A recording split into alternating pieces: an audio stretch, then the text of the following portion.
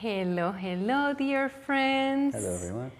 Thank you so much for joining us today in this beautiful July day. Hopefully, wherever you are in the world, you're having the chance just to take this break and spend some time with us and talk about self-care and the discipline of care. So if you wouldn't mind, while we're getting ready here to get started and we're giving people a chance to dial in, if you can just type in there in the chat where you're dialing from. We always love seeing, people all over the world. So just go ahead and type that in there. In the meantime, I am Sandy. I am your Ayurvedic Ambassador at SoHum Mountain Healing Resort, and I am here today with my dear friend, Sean Johnson, who is the director for our Asheville Yoga Center. So, Sean, would you mind introducing yourself? Hello, friends. My name is Sean, and I'm really grateful to be here with you today. I'm the director of the Asheville Yoga Center and a musician as well with a band. We tour all around and really love supporting people in their spiritual and wellness journeys and helping to support people in their daily practices to really create a sense of balance and health for themselves. How perfect is that? That's what we're going to be talking about today, yes, right? So I couldn't think of a better person. And Robert, thank you for putting it in there. You're from Asheville. I see Margot here from Arlington, Tammy from Greensville. It is amazing to see how people dial in from different places. And the topic today, it is about the discipline of care. And the reason why we wanted to bring this topic again, actually Sean and I talked about it last year. It was more around devotion, like how can we be more devoted to our own selves? Because typically we're here in this world and we're constantly doing, giving, to everyone, family members, work, whatever that may be. But very rarely we take the time to introspect and think about ourselves. And this is actually a topic that is very dear to my heart. A lot of you know that the past 2 years haven't been necessarily easy personally for me. My husband having double lung transplant and liver transplant. And a lot of these practices are actually the foundation that have helped me get through that. So in many ways, it is about me also sharing, like how can you build that resilience? How can you prepare yourself for moments like that very well may happen? It's life, right? Isn't it? And then just getting to know a few different practices that you can just embed into your daily life. And whether it is just to live a healthier life, a better life, a happier life, whatever type of life it is that you're trying to pursue, just knowing that these practices are yours. They belong to you. You don't need to go to a class. You don't need to talk to someone. You can actually learn how to go through them yourself. So with that, we're going to get started here because I always love asking Sean questions. So Sean, can you tell us, whenever there is difficulties in life, we all have them, let's not deny it, right? What are some of the things that you do to prepare yourself to go through them? It's a great question. I would say that breath is a big part, of that discipline. There's always the advice to take a deep breath, and I follow that advice. So I like to breathe, really deeply and stay in touch with my breath. I can watch myself sometimes lose that depth of breath. So that's a foundational one for me. Mm-hmm. Personally, I love to sing. I have a mantra chanting practice, and that's a morning practice for me. That I do to really begin each day with a sense of resonance mm-hmm. in my voice, and it helps me to bring more awareness to the way I use my voice that day as well. I want to be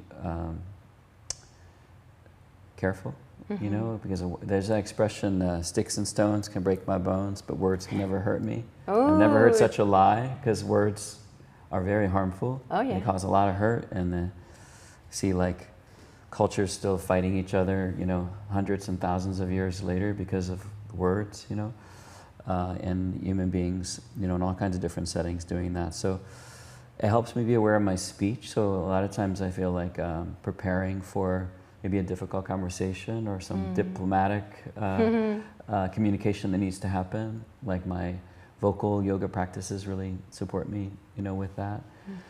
And a little bit of like space, you know, like I work really hard. I have a family. I have an 8-year-old boy, and when I come home from work, life's pretty full, you know, with my family. Like pretty much, boom, I get out the car, walk in the house, and it's full on.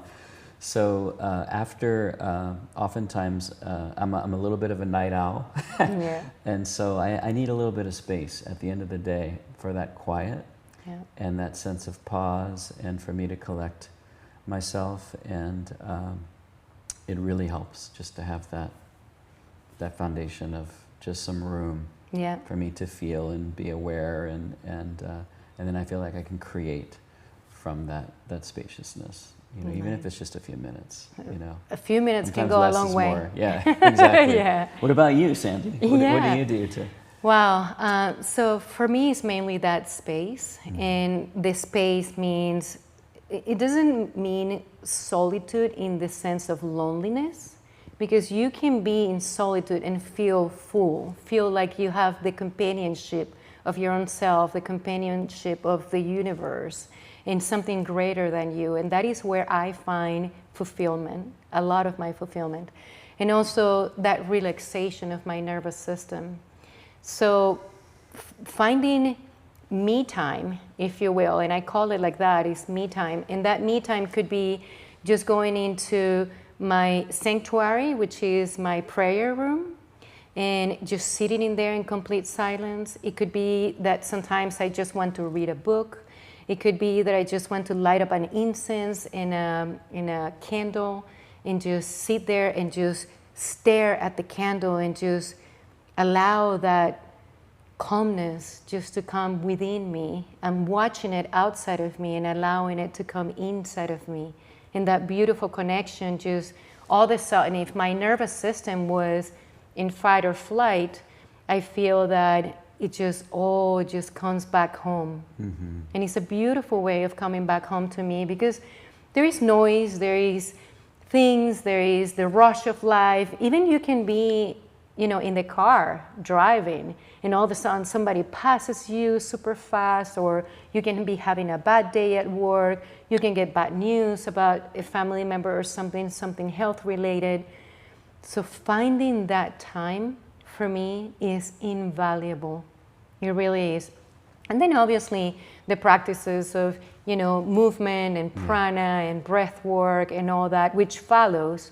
But for me, like that first one is just find yourself again, Sandy. And I remind myself, like, because it's so easy. It's very easy to forget that we actually have this tool called our mind, our body, and our soul. And it's a tool that we have access to. It's a tool that has been given to us in this lifetime. And if we know how to use it, it can be very, very helpful. You know? Absolutely. Yeah. And I want to say, like, something that I would say is really important for all of us, you know, as human beings, is to find the tool that works for us individually, and to not necessarily feel like we're imposing a tool upon ourselves because we think that's the way to do it, or this is what I've been told, or, you know, so Exactly. you know, so different meditation practices work better for some people than they do for others. You know, different presence practices, and sometimes the most mundane ways of being, like taking a walk, you know, without any distraction, or like you said, sitting in front of a fire, or, you know, whatever it is, like that works, you know. And I guess I want to just encourage, remind all of us, and I'm talking to myself as well, like, find the thing that works for you that can really bring that sense of presence and replenishment. For sure, for sure. And obviously we're going to be hearing about trends and things that people are doing. Like oftentimes, you know, there is like seasons where we see, you know, it could be working out, or it could be walking, or it could be whatever that may be. But just like you're saying, like finding that, and it may be that you're trying all of them, which is completely fine. But then when you find that connection, so one other thing that I've been finding lately, and actually Sean got me into it, is singing, is connecting to your voice. And when you connect to your voice as a vehicle, as an instrument, you begin to actually also use it for the way that you communicate, for the gentleness of how you can share a message with someone, for how you talk to yourself. Like we oftentimes said to someone that is passing by, you look beautiful, or great to see you. We never say that to ourselves. Like looking at ourselves in the mirror and say that, I love you, I honor you, I'm thankful for you, is so powerful. I get goosebumps because we don't do that. We were never taught how to do that. In reality is that it is actually our soul talking to the body that is the vehicle going through this lifetime. And we're just saying, thank you. The same way that you will put gasoline in your car. That is the gasoline that we're putting in our car. So like you were saying, the mundane things. So let's ask a question here to everyone. So what are some of the things that you are practicing today that you can share with us that is working for you? Or maybe you've tried something and it didn't work and you want to explore something new. How about you unmute yourself, or you type it on the chat? Just let us know what you're doing. You might even remember something that you forgot that it worked. And you're like, oh my God, I should, you know, because life gets so thick, you know, and busy sometimes, we actually forget what supports and nourishes us. So is there something that you want to revisit that's worked in the past for you? Could be another angle on this question.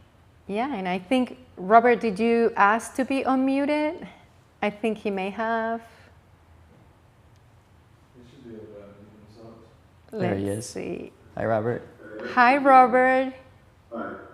I actually live in Miami, but I'm here 5 months of the year. It's my 7th summer. All right. I'm down the street from SoHum. Oh, fantastic. Beautiful. I actually wanted to set an appointment to come, you know, check it out, if that's possible. But I play piano. And, Fantastic. I've always been embarrassed about singing, so I never really did much. But the last several years, I've been playing around with that, and I played a lot of jam sessions around Asheville and at home. I have a jam session weekly, and so I've been, you know, enjoying singing. That's wonderful. Nice. Last night, maybe 11 o'clock, I just went and was wailing on the piano for a while, and that kind of takes me away from the news of the day. I love that. Me And too. Robert, would you mind sharing, so every time that you play or that you're singing, how does that make you feel? Depends on how it's coming out. It varies, right? Okay. No, but it's a release. It's a way of connecting with my creative side, and so it makes me feel more in touch with my feelings and my intellect. See, I have a tie-out. I actually have a Zoom meeting at 1:30, so I work, so not a lot, but I work, and I watch way too much news. So, to sit down at the piano and just play makes me feel much more calm. Yeah. Thank you so much for sharing that. Thank you, because Robbie. obviously these things are not necessarily an escape. They're actually finding us. So there is a light within you that sparks the desire for you to play, and is a unique light that different people have it in different ways, but they represent each other. They manifest in different ways for everyone. Your voice is different than Sean's, than mine, and every time that you tap into that, you're tapping into your soul. And that brings a sense of relief. It brings a sense of happiness, of fullness, of joy. So I'm glad you're doing that. Thank you so much for sharing. And I would love to see you at SoHum. So please do reach out. I'll be the one giving you the tour. So, I left a message Friday probably after hours. I didn't get a call back, but I'll reach out again. okay, fantastic. Thank you. All right, and then we have Margot who said bring tea 1 cup at a time. How sweet is that? I don't know if you've seen, but the yogi tea has actually these little messages in them that I actually started collecting them. They bring me joy. You know, it's like I pour my tea and then I take that little message and it's my daily message as well. And then Michelle says, obviously, Shan's Kirtan. Who doesn't love Shan's Kirtan, right? Thank you for sharing that, Michelle. So yes, now why do we have these practices? It's like, yes, life, we know that it can get busy, it can get heavy, but what is the importance of these practices? Well, I mean, you know, on one level, you could approach it as a way to really drop into a deeper state of intimacy with life. You know, I remember I had a conversation with Mitesh, our friend, recently, and he was talking about, paraphrasing, may not get it exactly right, but he was using mala, like mala beads, as a metaphor. And he was saying that, like, the beads are the moments of deepest presence and intimacy and connection with the world, which is what Robert feels when he plays the piano, you know, what I feel when I sing, what you feel when you're sitting in front of your candle and you're, you know, in front of your altar. The thread is the other moments in life in between, Wow, you know, in a sense. Beautiful. So like we're living we're living from one mala moment like to another. And so the more of these deep moments of presence we can have, the deeper our connection is with prana and life force and the divine and whatever you want to call it. So it's just about kindling that relationship, you know, with life, you know, or God or whatever your name is, you know, for it.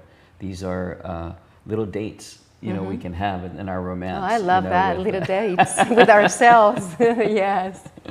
So that's one way of looking at it. What do you think, Sandy? Yeah. Mainly from an Ayurvedic perspective, obviously everything that you just said, like that reminder that we can connect with ourselves.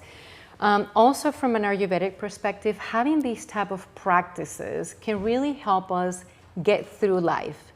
So it's not a mysticism that life is complex, right? It has its ups and downs. It has its seasons. And whenever we have a way to reconnect, it allows us to build a level of resilience in self-care, a discipline of self-care, that when those moments do happen, we ended up, it doesn't mean that we don't feel them. It doesn't mean that we don't cry. It doesn't mean that we don't feel devastated.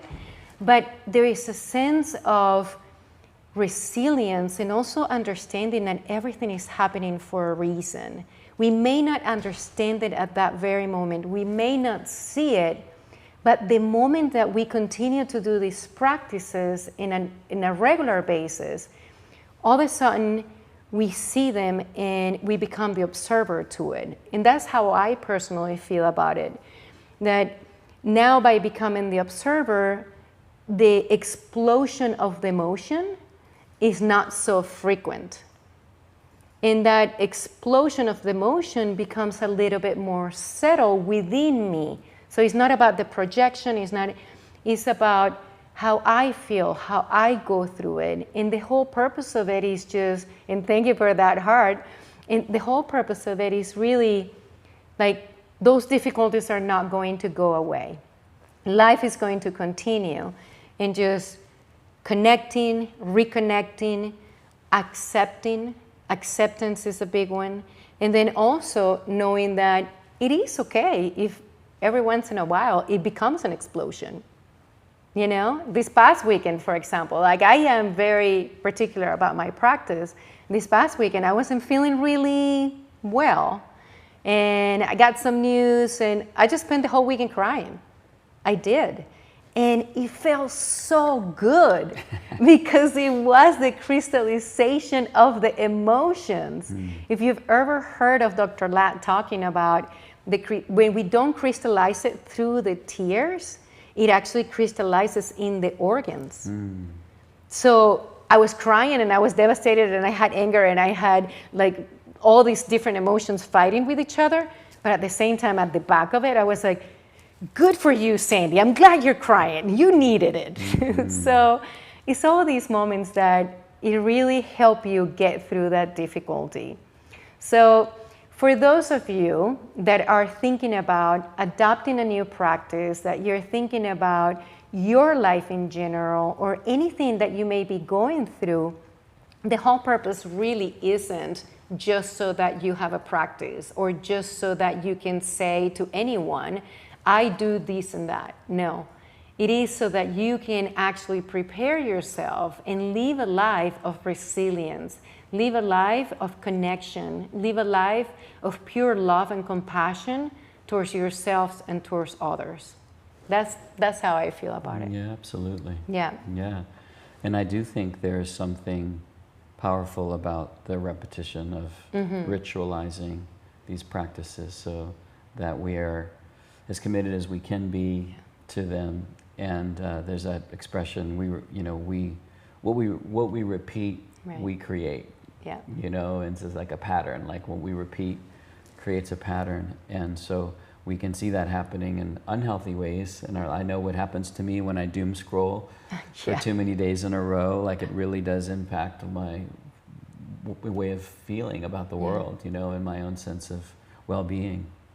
And I know how it feels when I'm walking every day or singing every day or, doing my practices. And it really, and sometimes I think there are moments when I don't want to do it, even though I know it's good for me, and I do it anyway and end up feeling better, at the end of it, And I think one of the words that Sandy and I really wanted to emphasize is this ritual idea, and it lives inside the word spiritual or spirituality. It's hidden in there, ritual, spirituality, spiritual. And, ritual usually is something that we do with our body. It's some kind of an act, like a physical act that is given power through our imagination, to actually create meaning, for ourselves. So these self-care practices, can be beautiful, empowering, strengthening, balancing rituals that help us to be more alive rather than to fall asleep, and just phone it in. Yeah, for sure. And it's easy just to forget and to say no. It's easier to say no and to put it on the side than actually make the commitment to your own self and go ahead and do it. So once you do it, you feel so much better.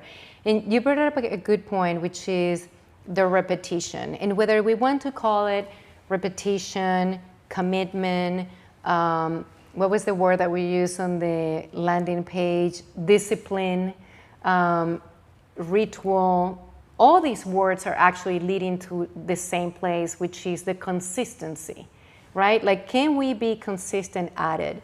And one of the things from an Ayurvedic perspective that Dr. Ladd highly recommends is Dinacharya.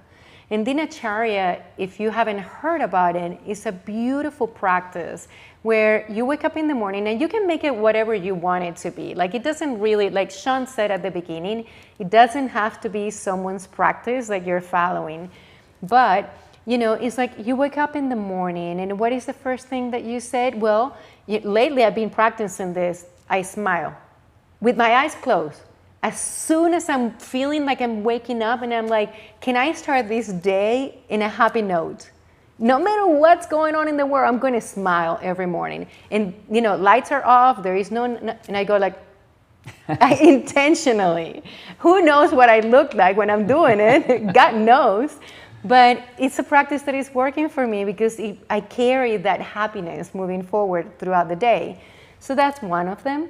Another one is like once you get up, Dr. Ladd says, first things first, like use the tongue scraper and go ahead and scrape your tongue because you're removing all the toxins from the body. And after that, you brush your teeth and then you do oil pulling. And then by doing the oil pulling, you're ensuring that all those toxins are really getting out of the body and they're not going, because you were sleeping for 8 hours. Your whole body was actually detoxifying. That is the time where your liver is working the hardest. So if the first thing that you do is swallow or drink anything, you're actually taking all the toxins that accumulated in your tongue and in your mouth right straight back into your body. So the whole idea is that you have all these different techniques or practices that really help you get through the day in a healthier way.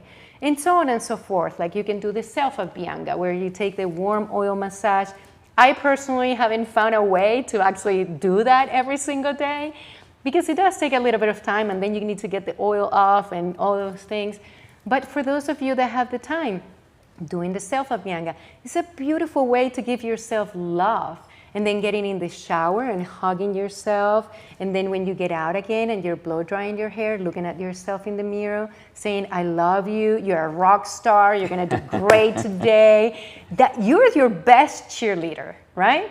So all these different things you can put into your Dinacharya, and then obviously making sure that you have a bowel movement, that you're drinking hot water or tea with a little bit of ginger. So all these different practices are some of the Ayurvedic practices that really allow you to start your day on the right foot. Now, you talked about repetition, and the idea is to do it as often as possible. Inevitably, there will be difficulties or times where you can't. But one of the things that I observe about you is the repetition through the chanting and the mantras and kirtan. Because it is repetition. You pick a note or you pick a chant and you repeat it. So that could be also your Dinacharya, you know? Can you tell us a little bit about, so we can connect, so it doesn't necessarily have to be like all these different things, but it could be like Robert playing the piano or you playing the harmonium. So tell me about the repetition. Sure, so I think that the most important thing is for you to really feel like the practices that are part of your daily routine truly work for you, really resonate, you know, with your body and your heart and your mind, so that ideally you want to go back to them. It doesn't feel like a chore, you know, or just feel like, oh my God, I've got to do my chanting this morning, or, you know. And of course, sometimes, you know, we default to a state of maybe feeling sluggish, you know, or not wanting to give ourselves the thing that we most need. But ideally, like, you want these practices to be attractive, you know, and to leave you feeling like, oh, I want more, you know, of that. And so repetition is a you know, very powerful thing to harness, you know, in our practices. And as Sandy mentioned, there's I'm glad I wore my mala today. There's a practice called japa, where you would focus your awareness on, you could use a mantra or even an affirmation or like a word like love or peace or happiness, or a sacred mantra from, you know, it could be in Sanskrit, or it could be in a tradition that you follow, like the rosary is an example of a mala. There are Buddhist malas, there's Muslim prayer beads. Yeah. And so the tradition would be that you would focus all of your heart, you know, on just the presence of the one bead. You would start on the bead next to the guru bead, which is the one with the strings on it. You would hold it, drape it across one finger, and then you would just run your thumb across the top of each bead. And with each movement of the bead, you would chant your mantra. So it could be love, love, love, love, or Hari Om, Hari Om, Hari Om, Om Mani Padme Hum, Om Mani Padme Hum, Om Mani. Hallelujah, Hallelujah, Shanti, Shanti, Shanti, Right. Ashe. You know, like there's so many different. Find the one, you know, that speaks to your heart, that really represents the value that you want to really immerse, you know, in. And maybe even something that you're, a a quality that you're working on cultivating more deeply. And this could be a beautiful practice. There's a tradition of working with the same chant or mantra for 40 days and for 40 nights, and doing one circuit, which is 108 beads in the morning, and one circuit in the evening. And it's, in my experience, absolutely transformational. I've had amazing things happen after 40 days. Okay. But it's the repetition. What is the secret about the 40 days? Is there something? There's a whole numerology to it. I'm not really that steeped, in it, but I think that there are a lot of traditions around the world where you go to the desert for 40 days and 40 nights, something about that length of time allows for a pattern to really be set, in a deep way. I don't know exactly what what the numerology is, but I found it to be really powerful experience. Yeah. Nice. I love, and that is a perfect example of the repetition. And it's a simple one because you can have, look, I have my mala on me and he has it on him. And some people believe that malas are actually related to a religion. And they're not necessarily related to a religion. Like you talked about, like it could be in Catholicism, the rosary, there is connection to the religion. It's a tool. It is a tool. And I can tell you actually, my mom and dad used to collect antiques.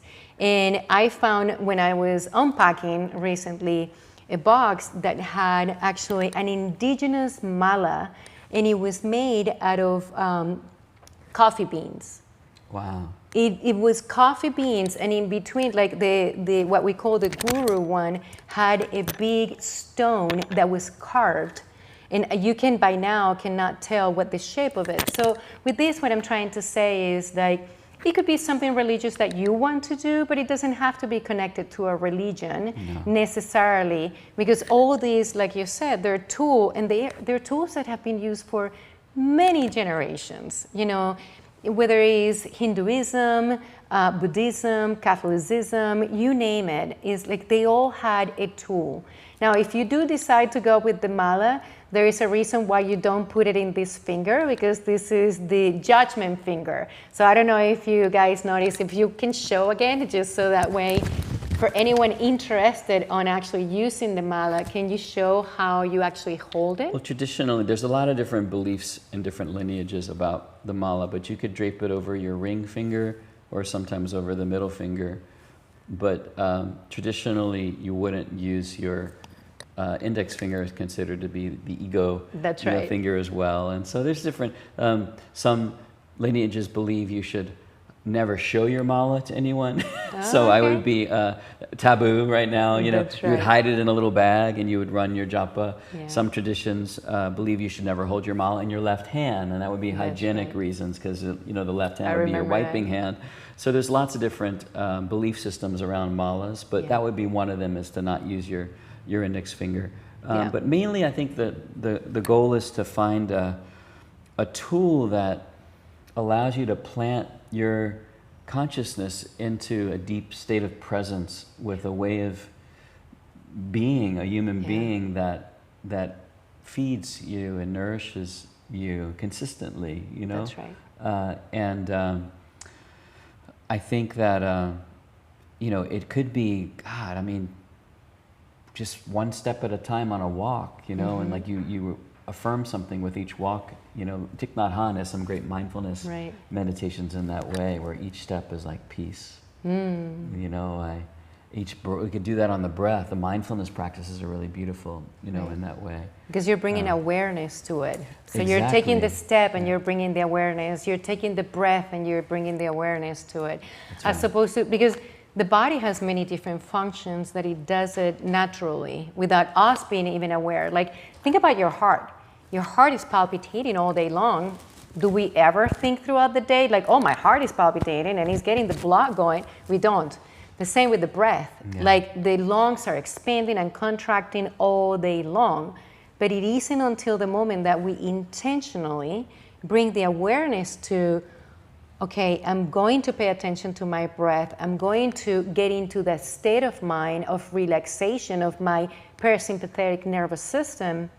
That is when now you feel it, you see it, you're connected to it. Otherwise, it's just passing, just happening in the background, right? That's right. So same thing with the steps, same thing, yeah. So I have a question for you, Sandy. Sure. Like, I'm curious, like, what your thoughts are, and would love to hear y'all's thoughts too. Why is it so much easier for most people to care for others, you know, and be deeply dedicated to their children, or their aging parents, or their students, or their job, or something that, you know, they're really dedicated to in their lives, than to care for themselves individually? What is it about that gap there that I'm just curious if you have any. This is an amazing question, and I do want to hear from all of you. I'm going to answer the question from my perspective, but I want to hear from all of you. And to me, I think it has to do with the culture and how we were raised, because by the time that we come into this world, now we're domesticated. So in the Mexican indigenous tradition, and it's actually the shamanic tradition, they have a belief that when a child is born and you begin to tell the child like, oh, you did good, and you're praising, or you did bad, or you're domesticating that human being. Likewise, we're taught that we're here to care for others, and caring for ourselves is selfish.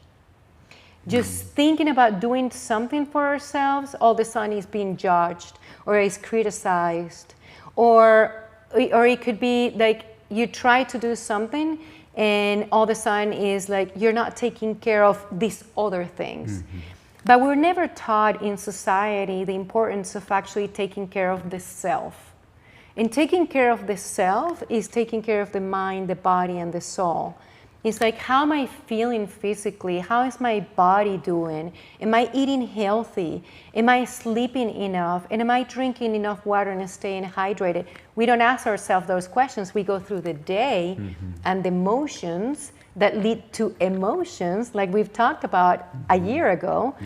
And you get to a point that you hit a wall, and then all of a sudden you realize, oh wow, I haven't been taking care of myself. So that's what I believe, that because culturally speaking, we were not taught that this is an important role, that this is as important as taking care of others. Usually we learn about it later on in life. And by the time that we learn, we have some way, somehow experienced the debilitation, the drainage of not caring for ourselves. So, I agree with you. Do we have some thoughts here? Yeah. That was Robert saying that he had to leave. Okay, he had his appointment. But I would love to hear from all of you. I saw Sage like nodding when we were talking about this, and she was like, oh yeah, I totally relate to that. So Sage, do you want to unmute yourself and share your thoughts about Sean's question?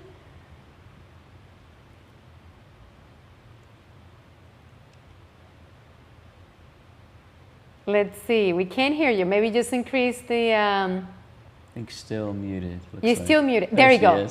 Here we go. Hello. Hello, Sage. How good to share time with us. Thank you. I do feel inside exactly what you say. The question I've been asking myself for a while is, domesticated covers the word. Are we really aware that we're not taking care of ourselves? Right. And ignoring self? Or it just never occurred to me to take care of myself? Right. Yep. So that's what I ask myself. It's great to be a part of this conversation. Thank you, Sage. Thank you. Really appreciate you opening up and sharing that. And now, obviously, I do feel like maybe we've gone through life not necessarily doing what we needed to do to take care of ourselves. But that moment, that reflection that you had is so powerful, because that is the awakening of the self. That is the moment where you are like, okay, I haven't done it, but now you have the awareness. Now you're conscious about it. So now you can begin to take those steps. And again, it doesn't have to be a full-blown, dedicated, practice. It could be just one thing at the time that resonates with you. So just the fact that you had that realization right now, it is the most powerful tool that you can have. And it's never too late. It's never too late. And just always remember, doing self-care is not selfish. So do what you need to do to take care of yourself. Mm-hmm. Does anyone else want to share? Tammy, Margot? Thank you so much, Sage. Oh, Tammy's got her hand up. Yeah, Tammy. Do you want to zoom in on Tammy, Chris? Hi. Hi, Tammy. Yeah. It's a very touching reflection. I'm a wellness educator, and I work a lot with nurses in hospital, attuning them to self-care practices and mindfulness. And I remember doing a training one time years ago and talking about self-compassion, and this young nurse, probably in her 30s, early 30s, when we were talking about self-compassion, she had this aha moment. She said, wow, she goes, I know how to extend that to my patients and my children. She goes, I didn't realize it was a thing for myself. Mm. And I personally feel that it's a piece of our education, and a large piece of our education in this culture that's missing. That as young children, we don't get that, how do I tend to my body and my mind and my heart as kind of the foundation of knowing how to truly care for others from the inside out. And I love all of the resources y'all are touching on today, and it's that process of remembering ourselves every day. Mm-hmm. It's like the runaway train of energy that can pull us, 10,000 different places outside of ourselves, and it's a tough nut to crack. I guess the discipline word is what comes to mind for me, to cultivate that attunement to myself as the orienting place to start with care. Yeah, yeah. Thank you for sharing so that. much, And you use that word cultivate, right? The cultivating, the nurturing ourselves, and tending to ourselves. And it can be so loving and gentle. Like when we realize, typically we have to wait until the breaking point. Like we're at the end of the rope and we're like, I can't do this anymore and I have to take care of myself. And then by then, I'm not going to say that it's too late, but it's like, can we adopt these practices? Can we get into the discipline or the devotion of doing this on a regular basis before we break? That is the key. Taking it just the same way that we brush our teeth, right? It's like, you know what? Every single day I'm going to take 5 minutes, me time. I'm going to take 5 minutes. I'm going to play the harmonium. I'm going to take 5 minutes before I get out of bed. I'm going to smile. Whatever that may be. Yeah, it's like right. Just doing, right? Absolutely. And the thing that I often, oddly, part of me forgets, it's almost like an amnesia. And when I'm reminded of it, it's always an aha, like a fresh aha, is that self-care makes me better for my family, for my work, for all the ways I show up. It's actually both in service of me, but also all the things that I care about and all the ways that I give, Right. And for some reason, I feel like there's a kind of disconnect that a lot of people have, with that. Another epiphany that I had when we were talking about this is, why do we say taking care? Why do we use that word taking? Like, it seems like a mistake. It's giving care, isn't it? Yeah. And like space, when we say, I'm going to take more space, that seems like a very aggressive word, don't you think? I'm going to take more space, or I'm going to give more space.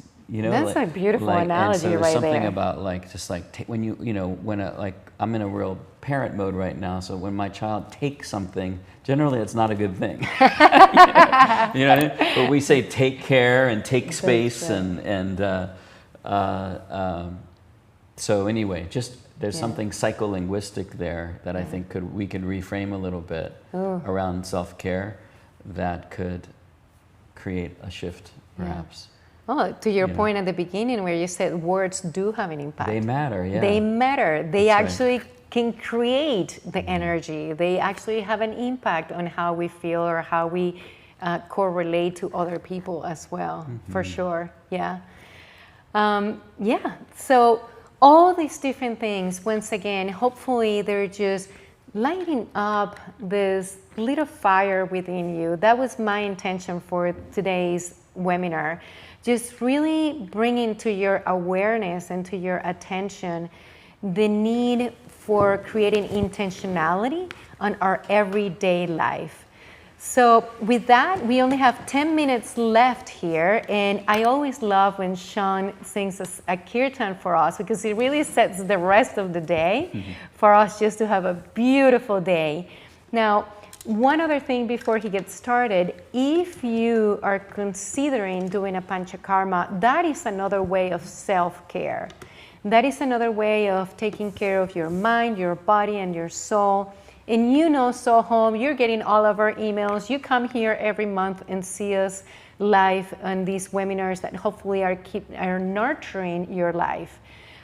So if you wish to come to SoHum, please feel free to, you want to pull up the slide, Chris?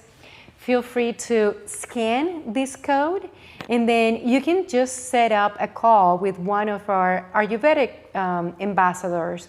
And through that, it's a free conversation. It could be educational. You can learn more about it. There is no need to worry about like what will happen after that. You may book, you may not.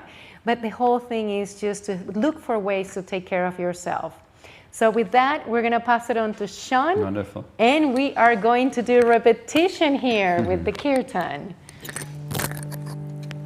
So thank you so much for joining us today. I think another supportive piece to self-care is keeping good company, sangha, keeping the company of fellow seekers of wellness, and health and spirituality. So thanks for your good company today. That's right. We're going to sing a beautiful mantra, very simple. The first word is Shri. Shri. And Shri is a name for the feminine, the divine feminine that lives inside all of us. The second word is Ram, Shri Ram. Shri And Ram. Ram is a name, one of many names for the divine masculine that lives inside all of us. So when we sing Shri Ram, we're creating this balance, this internal spiritual balance of energies. Shri Ram, Jai Ram, Jai Jai Ram Om. Shri Ram, Jai Ram, Jai Jai Ram Om. Shri Ram, Jai Ram, Jai Jai Ram Om. So an invitation to close your eyes, and in the spirit of that inner balance and the spirit of care for ourselves and each other, using the power of repetition, using our bodies, our voices,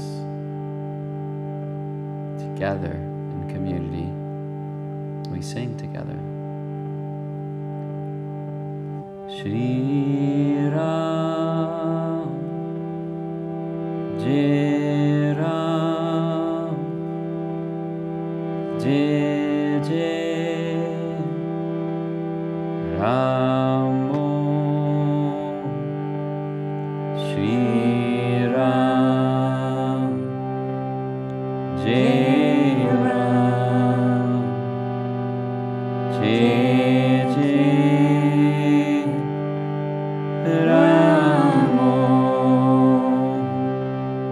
Shri Ram, Jai Ram, Jai Jai Ram. Shri Ram, Jai Ram, Jai Jai Ram.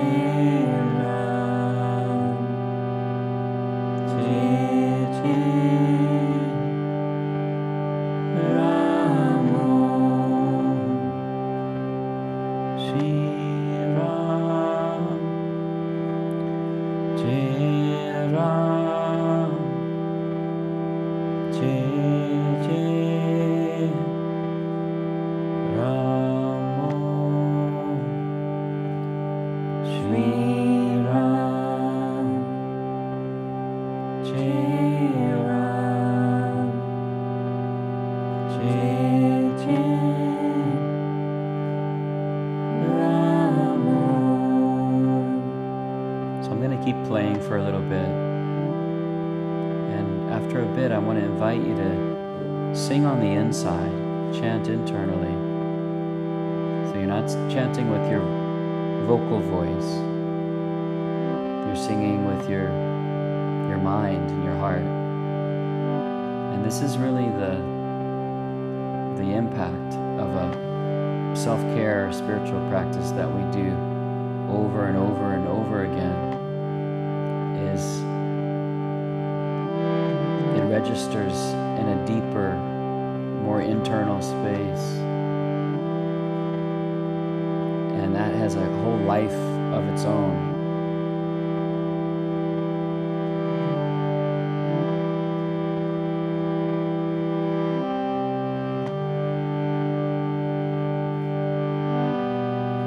The resonance, the ripple of the practice. Deep, deep, deep into all the layers of our consciousness. So I'll sing it one more time and then we'll do it internally. Shri Ram, Jai Ram, Jai Jai Ram, Shri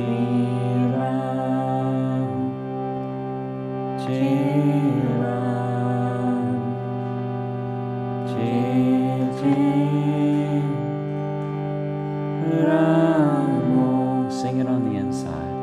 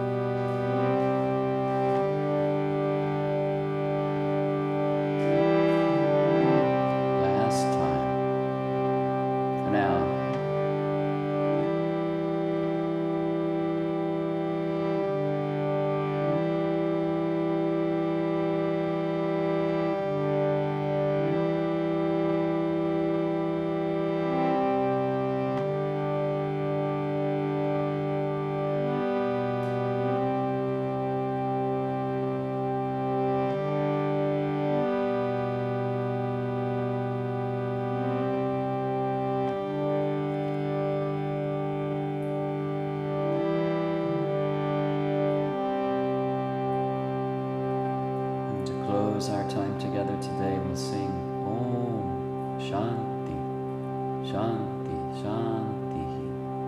Peace, peace, peace. Deep sip through the nostrils.